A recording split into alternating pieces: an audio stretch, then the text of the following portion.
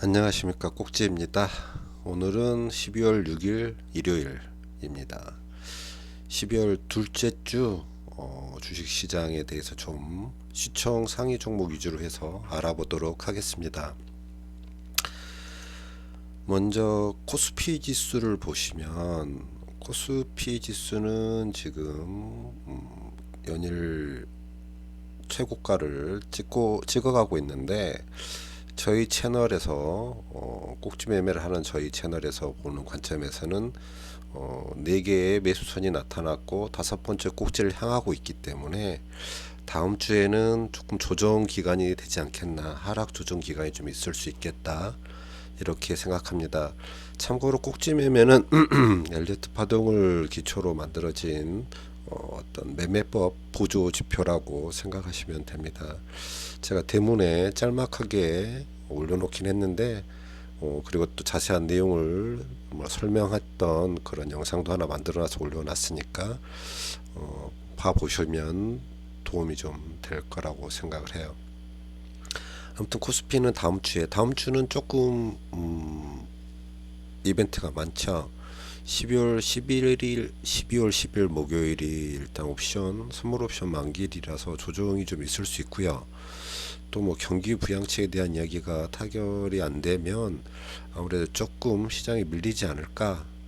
월요일 화요일은 좀 괜찮을 수 있는데 수요일부터는 조금 그런 마음가짐, 뭐 사고 싶으셨던 종목이 있으면 목요일이나 금요일쯤 한번 트라이를 해보는 것도 나쁘지 않다, 이렇게 생각을 하는데, 12월은 대체적으로 조금 물량을 줄이는 쪽으로 이렇게 생각들을 하시죠.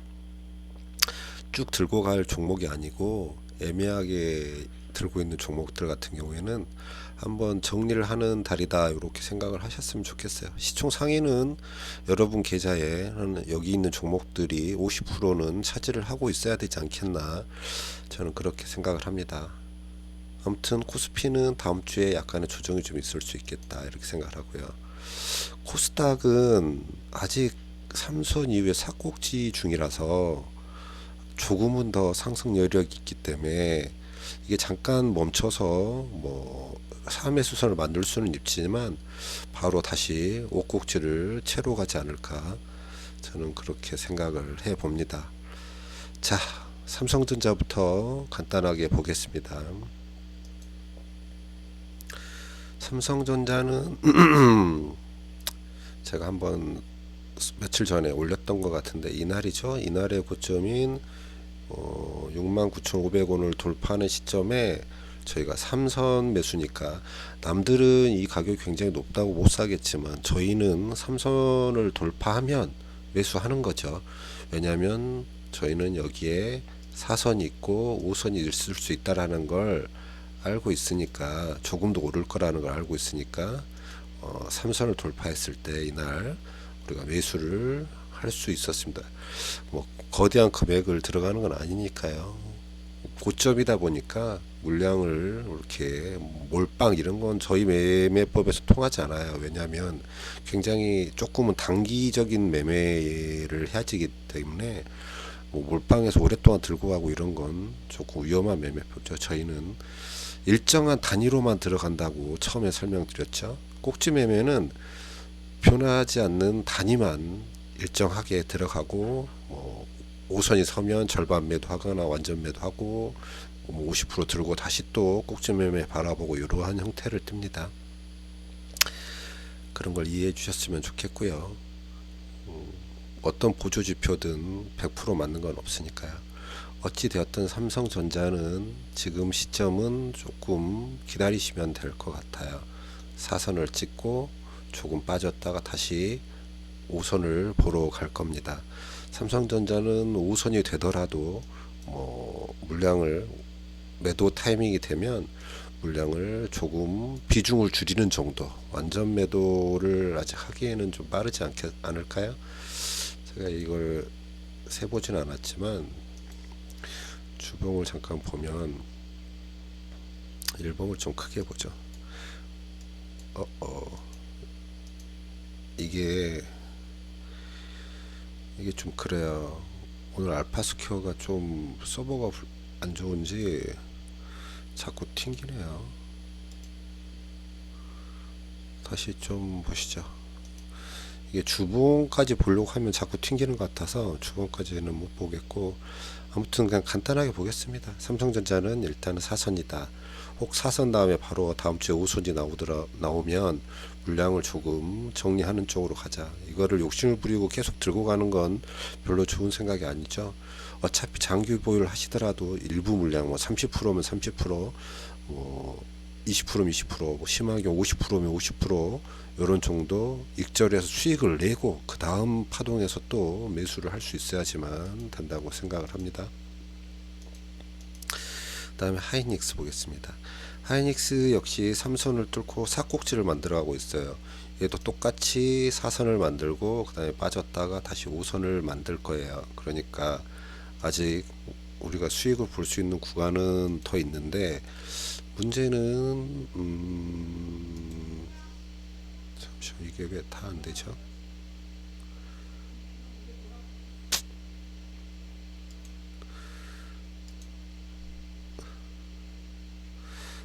조금만 이렇게 좀 틀어놓고 할게요.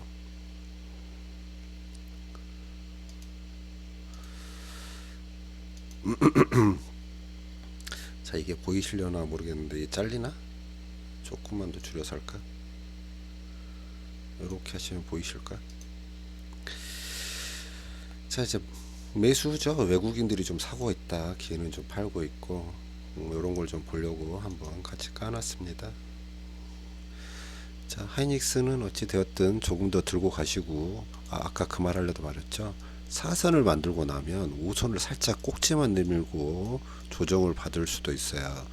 하이닉스가 지금 약간 음봉이 떴기 때문에 그런 고민을 좀 해야 되는데, 이렇게 볼 수도 있죠.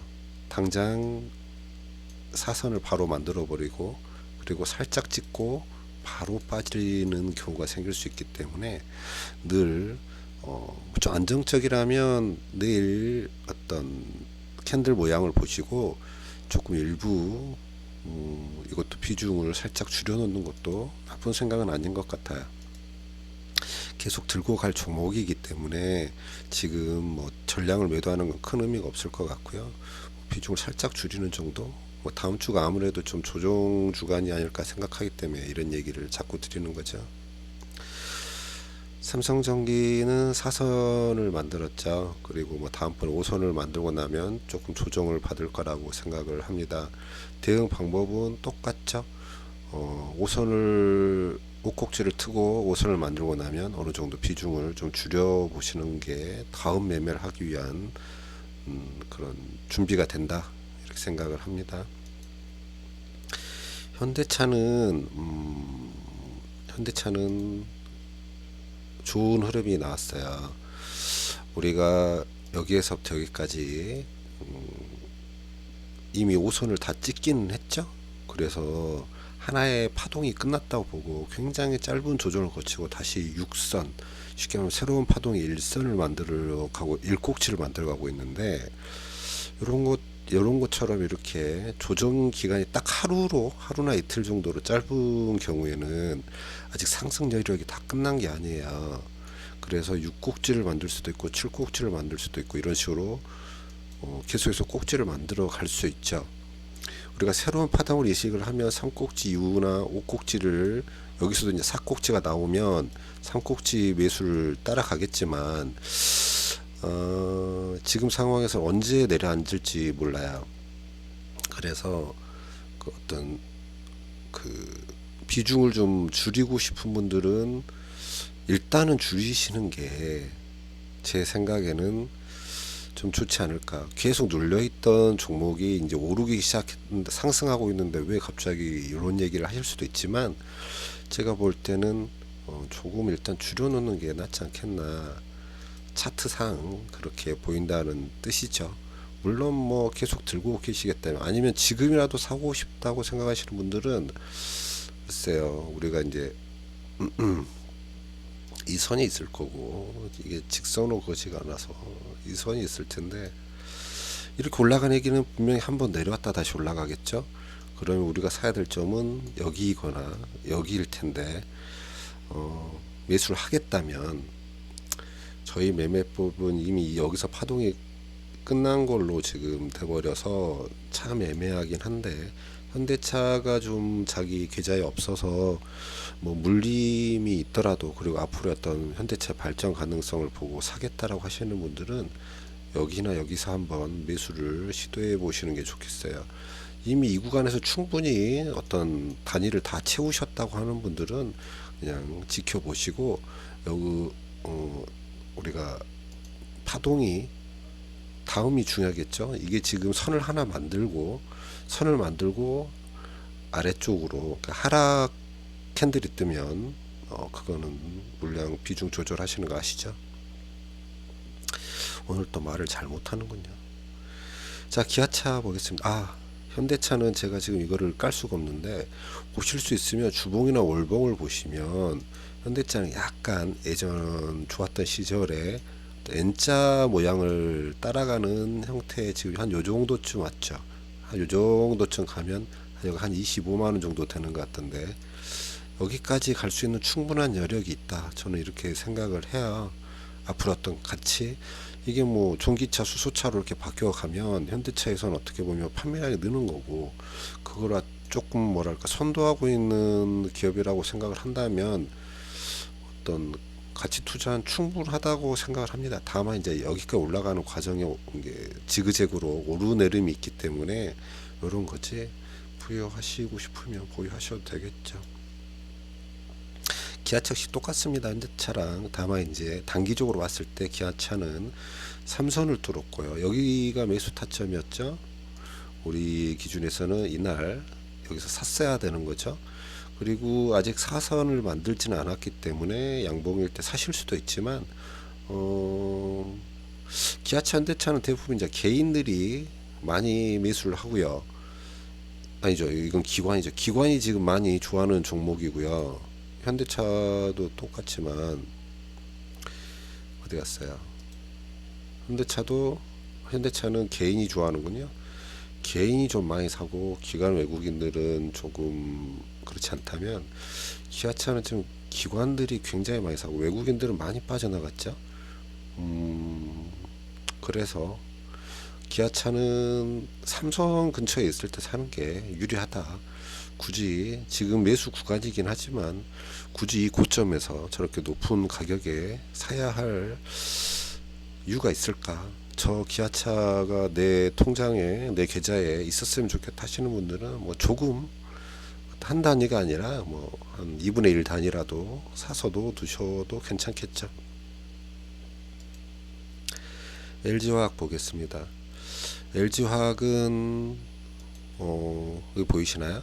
기관, 개인 다 팔고 외국인만 열심히 사고 있어요. 이렇게 되면 이제 외국인이 가격을 결정하는 때가 곧 나타나겠죠.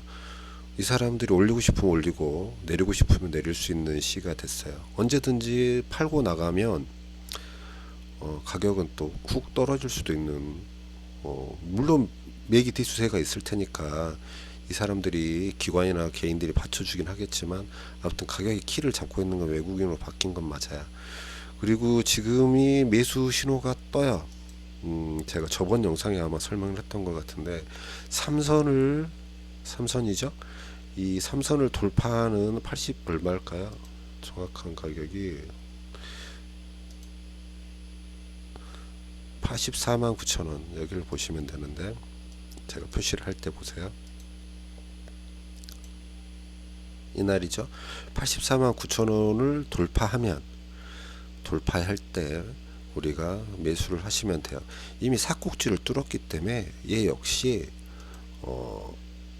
사선을 만들 거고, 더 올라가서 5선까지 만들 거예요. 여기까지는 갈 거라고 봐요.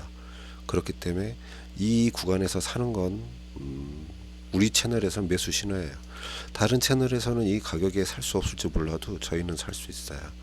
다만 이게 고점이기 때문에 한 단위씩 여기에 뭐 몰빵을 하시거나 이런 건 절대 안 되는 거고, 한 단위가 두렵다 그러면 2분의 1 단위만이라도 사시면 돼요. 내가 어떤 2차전지 배터리주에 투자를 하고 싶고 거기에 어떤 비중이 다 어느 정도 내가 원하는 만큼 되지 않았을 때 그렇게 생각한다면 사보시는 것도 괜찮을 것 같습니다.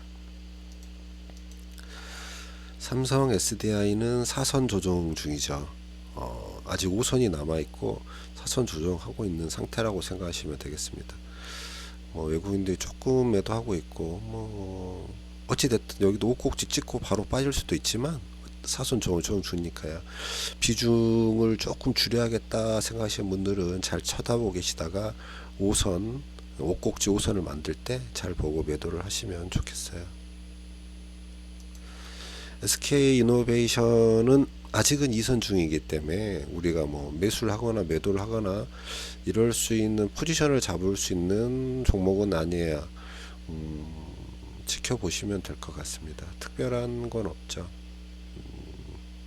그래요. 특별한 건 없어요. SK이노베이션은 지켜보셨다가 3꼭지 내밀면 그때 이야기 하셔도 늦지 않아요.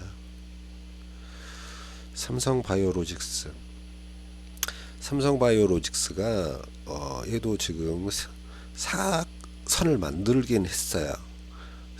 사꼭지를 내밀면서 바로 사선을 만들고 그리고 조정을 좀 받았죠.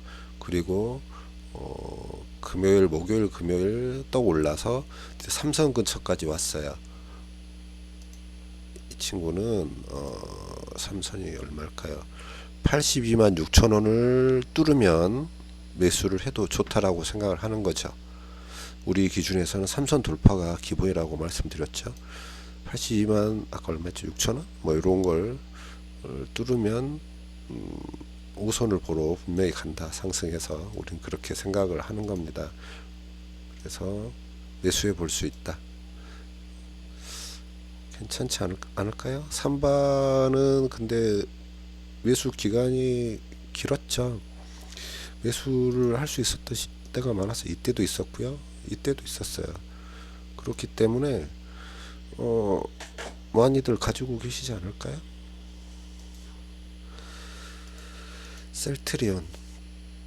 셀트리온은 아까 어디서 설명했던 거랑 비슷하죠. 어느 정도의 파동 하나는 끝났는데 조정이 굉장히 짧아요. 이게 5선인데요. 5선을 찍고 다시 1선, 2선을 만들었죠. 1선 만드는 과정의 조정도 이틀밖에 없었고 다시 2선을 굉장히 심하게 쳐 올라갔죠.